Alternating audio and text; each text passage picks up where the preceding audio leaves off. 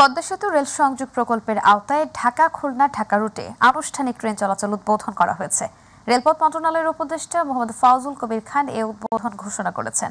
সকাল 10:30টায় ঢাকা রেলওয়ে স্টেশনে কমলাপুর উদ্বোধন অনুষ্ঠানে সভাপতিত্ব করেন রেলপথ মন্ত্রণালয়ের সচিব ফাহিমুল ইসলাম। উদ্বোধনী অনুষ্ঠানে বিশেষ অতিথি ছিলেন চীনের রাষ্ট্রদূত ইয়াওয়েন।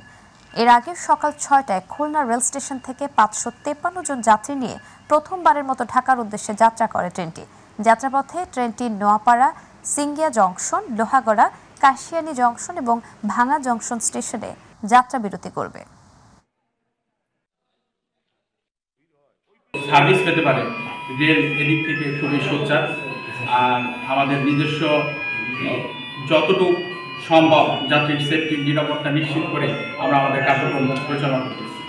এবং অত এলাকার যে সকল স্কুল কলেজের ছাত্র আছে তাদেরও অনেক সময় পরীক্ষার জন্য ঢাকায় যাতায়াত এবং ভাইবার জন্য ঢাকায় যাতায়াত করা লাগে।